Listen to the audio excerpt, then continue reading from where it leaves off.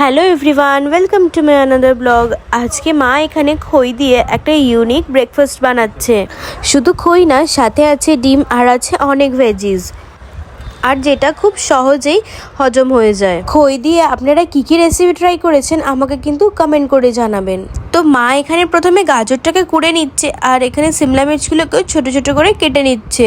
সবজিগুলোকে যত ছোটো ছোটো করে কেটে নেওয়া হবে ততই বেশি ভালো লাগবে। চাইলে চপারে আপনারা চপও করে নিতে পারেন। কড়া গরম করে নিয়ে এখানে মা তেল দিয়ে দিচ্ছে অল্প করে, খুব বেশি তেল এখানে মা দিচ্ছে না, অল্প করেই তেল দিচ্ছে। আর তার মধ্যে দিচ্ছে একটু জিরে, আর দিল অল্প করে একটু সর্ষে ফোড়ন। এই জিরে সর্ষে ফোড়ন দিয়ে কিছু বানালে কিন্তু দারুণ খেতে লাগে। একে একে এর মধ্যে এবারে গাজরটা দিয়ে দিচ্ছে। গাজরটাকে অল্প করে ভাজা ভাজা করে নিয়ে এরপরে সিমলা মির্চটাও দিয়ে দেবে। এখানে ঝাল ঝাল করার জন্য অল্প করে একটু কাঁচা লঙ্কা কুচিও দিয়েছে, আপনারা চাইলে নাও দিতে পারেন যদি ঝাল খেতে পছন্দ না হয়। এবারে কেটে রাখা সিমলা মির্চগুলোকেও দিয়ে ভালোভাবে সব মিক্স করে ভেজে নেবে। মা যে রোজ সকালে কি নতুন নতুন ইউনিক রেসিপি বানায় আমি তো কিছু বুঝতেই পারি না, আর খেতেও সেরকম দারুণ হয়। আর এখানে দেখুন পেঁয়াজ গাছ মা কুচিয়ে রেখেছিল, পেঁয়াজ গাছটাও দিয়েছে। এইটা দিলে না বেশ ভালো লাগে খেতে। প্রথমে তো সব দেখে মনে হয় এ বাবা কী সব বানাচ্ছে, খেতে কীরকম হবে না হবে, তো একটু চেঁচামেচি করে ফেলে ঠিকই, কিন্তু মা খালি বলে তুই একবার খেয়ে দেখবি। আর খাওয়ার পরে কিন্তু সত্যিই মন ভরে যায়। সবজিগুলো ভাজা ভাজা হয়ে গেলে এখানে একে একে ব্ল্যাক পেপার, অল্প করে একটু হলুদ গুঁড়ো দিয়ে, আর ওই যে কাঁচা ডিম ফেটিয়ে রেখেছিল তো সেই ডিমটাকে এখানে দিয়ে দিচ্ছে। আপনারা চাইলে আগে থেকে ভেজেও নিতে পারেন। আর মা আলাদা করে আর ভাজলো না, ওই যে তেল বাঁচানোর জন্য মনে হয় এটা করলো। তেল থেকে যে মা কত দূরে থাকে আপনারা তো ভিডিও দেখেই বুঝতে পারেন। তো এই যে দেখুন ডিমটাকে মা এই সবজিগুলোর সাথে দিয়ে ভালোভাবে নেড়ে নিচ্ছে।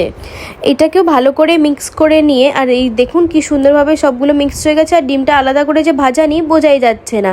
আর এই যে খই রেখেছিল মা এখানে, খইগুলোকে এবারে দিয়ে দেবে। দুধ দিয়ে খই দিয়ে তো আমরা সবাই খেয়েছি, কিন্তু এরকমভাবে রেসিপি কারা কারা ট্রাই করেছেন আমাকে কিন্তু কমেন্ট করে অবশ্যই জানাবেন। এবারে দেখুন এই ভেজিসগুলোর ওপরে খইটাকে মা দিয়ে দিচ্ছে। আমরা খই কিন্তু বেশিরভাগ সময় পুজোর কাজেই ব্যবহার করি, আজ আমি না প্রথম এইভাবে দেখলাম বানাতে। আর ওপর থেকে মা নুন দিয়ে দিচ্ছে। প্রথমে কিন্তু মা নুনটা দেয়নি, নুনটা কিন্তু মা পরেই দিচ্ছে। আর খইটাকে সামান্য নরম করে নেওয়ার জন্য মা এখানে দেখুন অল্প করে একটু জল ছড়া দিয়েছে, কিন্তু খুব বেশি জল দিলে হবে না, অল্প একটু দিতে হবে যাতে নরম হয় অল্প করে।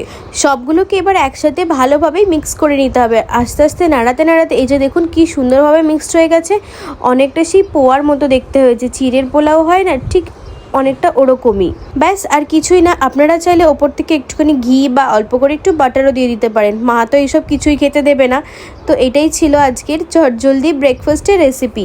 খুব সহজেই বানিয়ে ফেলতে পারবেন এইভাবে। আর কীরকম লাগলো রেসিপিটা আমাকে কিন্তু কমেন্ট করে বলতে ভুলবেন না। আর আজকের ভিডিওটা কীরকম লাগলো আমাকে কিন্তু কমেন্ট করে জানাবেন। আর ভিডিওটা ভালো লাগলে একটা লাইক আর একটা শেয়ার করে দেবেন। আজকের মতো ভিডিওটা আমি এখানেই শেষ করলাম। খুব শীঘ্রই দেখা হবে নতুন আরেকটি ভিডিওতে।